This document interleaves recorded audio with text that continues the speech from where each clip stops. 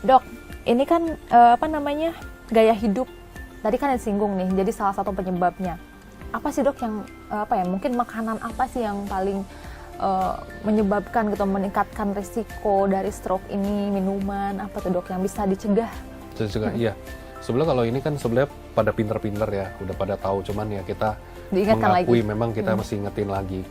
Makanan yang kita suka nih, orang Indonesia kan sangat pintar dan sangat kreatif bikin makanannya. Jadi saking makanannya begitu berlimpah dan bervariasi di sini tuh, kenikmatan makan di Indonesia itu sebelah kemewahan ya. Jadi kalau kita pergi ke Eropa atau ke tempat lain tuh nggak bisa tandingin di sini nih, karena di sini terlalu banyak pilihan. Kalau pedas aja sih nggak bisa bikin stroke sih. Oh, lebih Cuma ya ke, kita mungkin banyak makan kayak sambal goreng ya, mungkin minyaknya itu ya. minyaknya ya. Tapi kalau sambal doang sih mungkin nggak bisa lah ya, mungkin masih agak jauh lah. Nah, tadi terus makan daging merah juga kita lumayan ya. Jadi memang ya kolesterol itu juga kan lebih tinggi di situ ya dibanding daging seperti ayam atau ikan gitu. Tapi ya memang tentunya kalau saya ngomong gini nanti juga ada juga beberapa orang yang suka diet carnivore, nanti ngomongnya beda lagi ya. Tapi kalau kita sih dari kita sebenarnya moderation.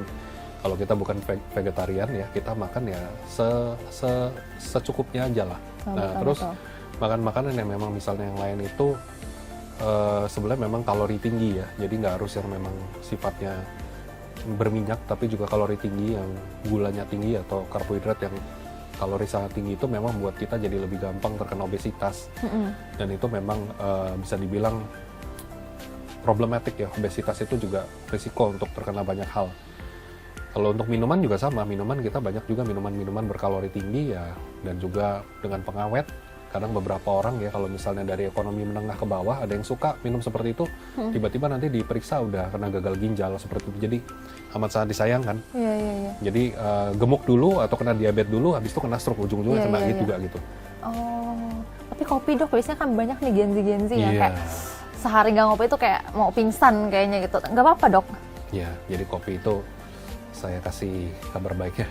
Gimana tuh dok? Ya kalau kopi Sebagai doang, penikmat kopi, doang tanpa gula, tanpa susu, ya sih oke lah. Asal jangan banyak-banyak banget ya, jangan minum segentong. Kalau minum segentong nanti berapa orang ada yang sakit kepala karena kelebihan kafein. Jadi kafein ini memang ya stimulan juga, tapi di satu sisi memang beberapa penelitian masih menunjukkan cukup aman. Walaupun saya juga curiga yang meneliti ini kayaknya pada suka minum kopi, jadi hasilnya bagus semua. Jadi ya sekali lagi secukupnya, secangkir, 2 cangkir atau satu porsi pesanan kopi itu cukup, nggak usah yang sampai terlalu banyak.